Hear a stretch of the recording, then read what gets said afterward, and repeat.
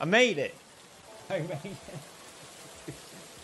Welcome to my new office, my very barren, empty room. Hopefully it doesn't echo too much. But it's in Japan. I would show you outside, but I don't want to dox myself right away, at least. After 3 years, after 3 long years, I am finally here. Oh my god. If you saw my video a few months ago where I was ranting about how this attempt to move, how difficult it's been, at that time I didn't think we were gonna make it even. So the fact that I'm here, it just feels unbelievable. It still hasn't even sunken in yet. Every time I wake up, I'm like, where am I? Why is the weather nice? I don't get it. But everything went super smooth. The dogs are they're getting used to being here. Turns out jet lag is a thing for dogs as well. Which made transitioning really difficult because they kept waking up super early, but they're doing great and I'm really happy for it. We're doing really great as well. Honestly though, first few days was kind of shocking. First it was like, we made it to Japan. Oh, we're in Japan. The fuck? We don't speak the language. Did we just move to another country where you don't speak the language? Half across the globe? In our 30s?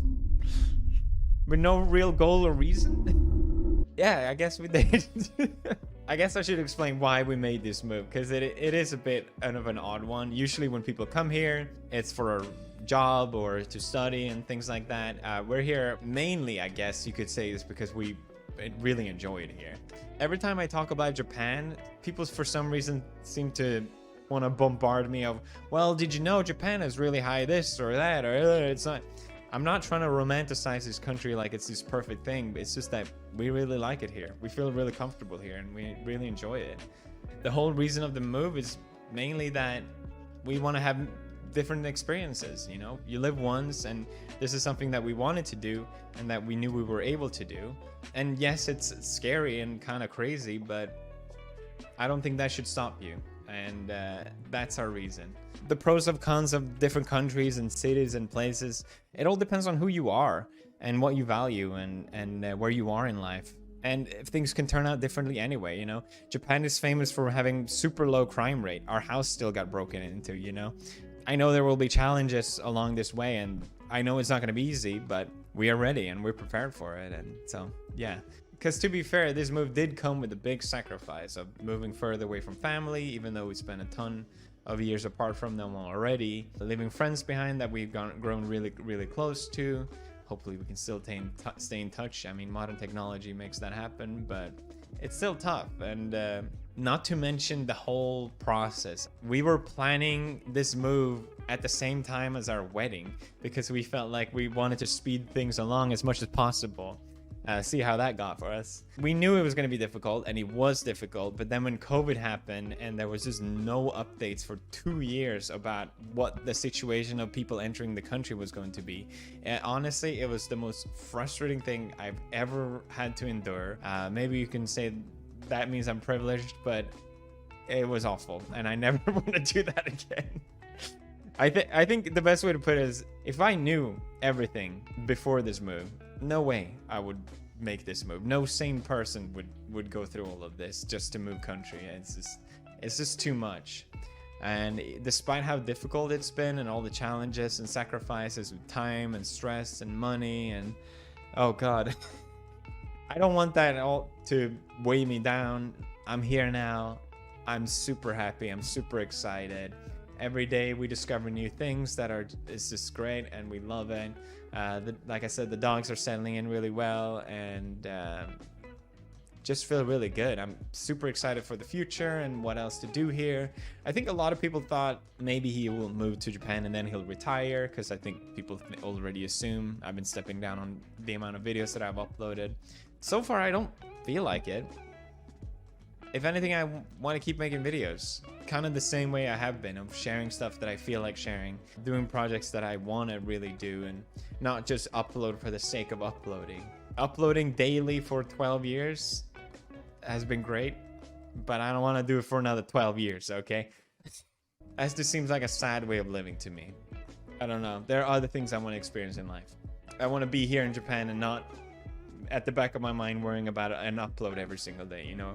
But I do want to bring you guys along, like doing vlogs and other kind of stuff like that. But yeah, this is my temporary setup for now. I'm recording this on my laptop. I can't buy a desktop yet because to buy a desktop you need a Japanese telephone number to order, and I don't have that. And to get a Japanese telephone number I need to register at the town hall, and I can't register at the town hall because we had to quarantine because of COVID coming here.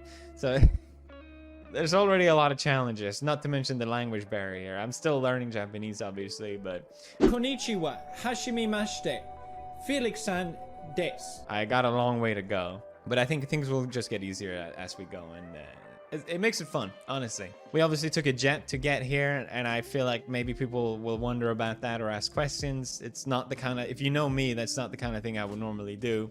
I wouldn't even consider it if I didn't feel like I didn't have any other option.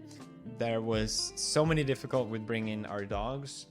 Edgar is a little too big to bring him in a cabin, and bringing a short-snouted dog who already is famous for not being able to breathe well, bringing that through the cargo, it just didn't feel fair, risking my dog's health just because I want to move country. So we looked into, I think I called every single airline there is, but most of them have a restriction on the sizes, and he's just too big for the cabin.